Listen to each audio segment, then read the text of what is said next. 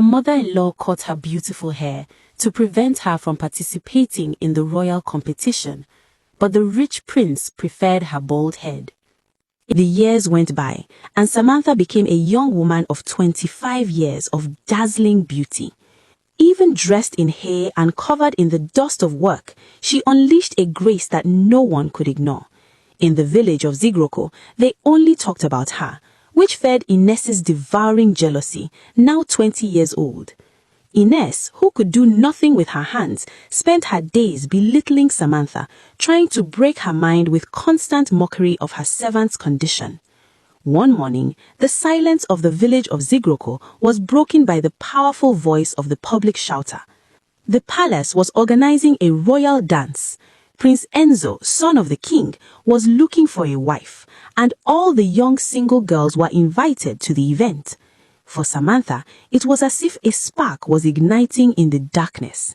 She ran towards Mama Camille, her heart beating with hope, to ask for permission to attend. The reaction of her stepmother was an explosion of anger and contempt. She laughed at him, claiming that a prince would never look at a simple woman. Inez added her own cruelty, suggesting to Samantha to ask a ball gown from her mother's ghost. Despite the insults, Samantha found a new strength in her. She firmly declared that she would go because she too had the right to dream. This declaration of internal war pushed Mama Camille into her last restraints. The marauders could not tolerate that Samantha could one day rise above her own daughter. In the shadow of the kitchen, Mama Camille began to scaffold a diabolical plan to destroy what made Samantha proud and ensure that she could never appear in the palace. The day before the dance, Samantha worked harder than ever.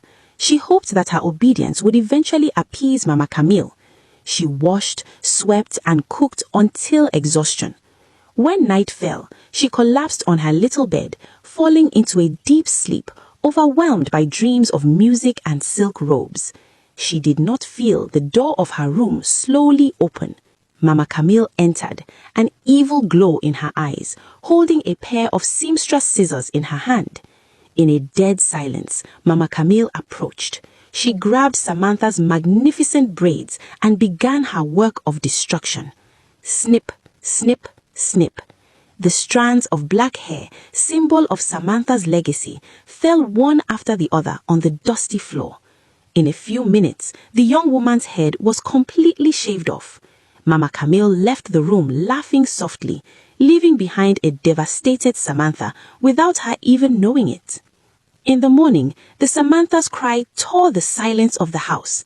By touching her naked skull, she understood the extent of the betrayal. Her tears fell on the braids caught on the floor. Mama Camille stood at the threshold, triumphant, inviting her mockingly to dance in front of the prince. Samantha was broken, but at the bottom of her despair, she heard her mother's voice again. Your heart will always be your crown. Drying her tears, she made a courageous decision. She picked an old scarf, covered her head, and ran to her only friend, Zara, refusing to let Mama Camille's wickedness extinguish her inner light. Zara welcomed Samantha with immense compassion.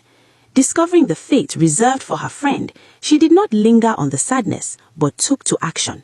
Your hair will grow back, Samantha, but the strength of your soul is eternal, she told her. She took out a hidden box under her bed containing a magnificent dress of royal blue that she had made herself in secret. To complete the outfit, she offered Samantha a sparkling scarf embroidered with precious stones that shone like stars.